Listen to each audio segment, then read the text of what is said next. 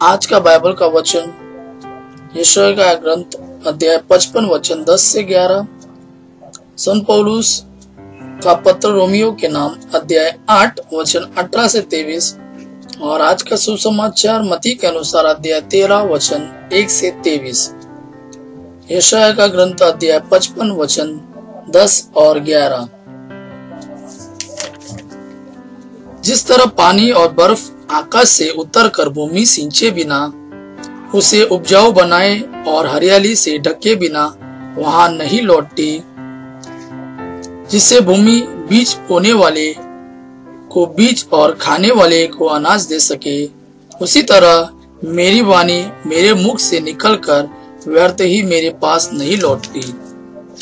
मैं जो चाहता था वह उसे कर देती है और मेरा उद्देश्य पूरा करने के बाद ही वह मेरे पास लौट आती है। संत पौलुस का रोमियो के नाम पत्र अध्याय 8 वचन 18 से 23। मैं समझता हूँ कि हम में जो महिमा प्रकट होने को है उसकी तुलना में इस समय का दुख नगण्य है, क्योंकि समस्त सृष्टि उत्कंठा से उस दिन की प्रतीक्षा कर रही है जब ईश्वर के पुत्र प्रकट हो जाएंगे। यह सृष्टि तो इस संसार की असारता के अधीन हो गई है, अपनी इच्छा से नहीं बल्कि उसकी इच्छा से जिसने उसे अधीन बनाया है। किंतु यह आशा भी बनी रही कि वह असरता की दास्ता से मुक्ति हो जाएगी और ईश्वर की संतान की महिमामय स्वतंत्रता की सहभागी बनेगी।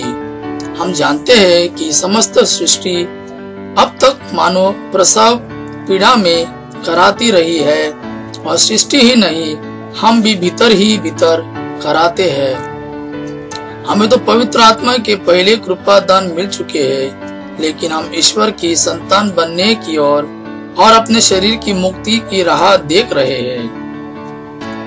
आज का सुसमाचार मत्ती के अनुसार अध्याय 13 वचन 1 से 23। ईसा किसी दिन घर से निकलकर समुद्र के किनारे जा बैठे। उनके पास इतनी बड़ी भीड़ इकट्ठी हो गई कि नाव पर चढ़कर बैठ गए और सारी भीड़ तट पर बनी रही। उन्होंने दृष्टांतों द्वारा उन्हें बहुत सी बातों की शिक्षा दी। उन्होंने कहा, सुनो, कोई बोने वाला बीज बोने निकला। बोते बोते कुछ बीज रास्ते के किनारे गिरे और आकाश के पक्षियों ने आकर उन्हें चुग लिया। कुछ बीज पथरीली भूमि पर गिरे जहां उन्हें अधिक मिट्टी नहीं मिली। वे जल्दी ही उग गए क्योंकि उनकी मिट्टी गहरी नहीं थी। सूरज चढ़ने पर वे झुलस गए और जड़ न होने के कारण सूख गए। कुछ बीज कांटों में गिरे और कांटों ने बढ़कर उन्हें दबा दिया। कुछ बीज अच्छी भूमि पर गिरे और फल लाए, कुछ 100 गुना, कुछ 7 गुना और कुछ 30 गुना। जिसके कान हो वह सुन ले। ईसा के शिष्यों ने आकर उनसे कहा, आप क्यों लोगों को दृष्टांतों में शिक्षा देते हैं? उन्होंने उत्तर दिया, यह इसलिए है कि स्वर्ग राज्य का भेद जानने का वरदान तुम्हें दिया गया है, उन लोगों को नहीं, क्योंकि जिसके पास कुछ है उसी को और दिया जाएगा और उसके पास बहुत से बहुत हो जाएगा, लेकिन जिसके पास कुछ नहीं है उससे वह भी ले लिया जाएगा जो उसके पास है। मैं उन्हें दृष्टांतों में शिक्षा देता हूँ, क्योंकि वे देखते हुए भी नहीं देखते और सुनते हुए भी ना तो सुनते और ना समझते हैं। इसायाह की यह भविष्यवाणी उन लोगों पर पूरी उतरती है। तुम सुनते रहोगे परंतु नहीं समझोगे, तुम देखते रहोगे परंतु तुम्हें नहीं दिखेगा, क्योंकि इन लोगों की बुद्धि मारी गई है। ये कानों से सुनना नहीं चाहते, इन्होंने अपनी आंखें बंद कर ली है। कुछ ऐसा ना हो, कहीं ऐसा ना हो कि ये आंखों से देख ले, कानों से सुन ले, बुद्धि से समझ ले, मेरी ओर लौट आए और मैं इन्हें भला चंगा कर दूं।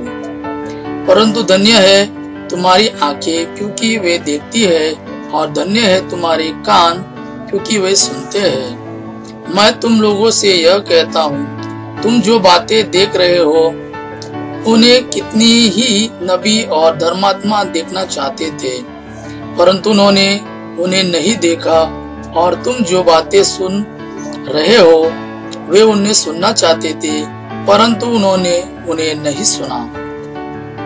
अब तुम लोग बोने वाले का दृष्टांत सुनो।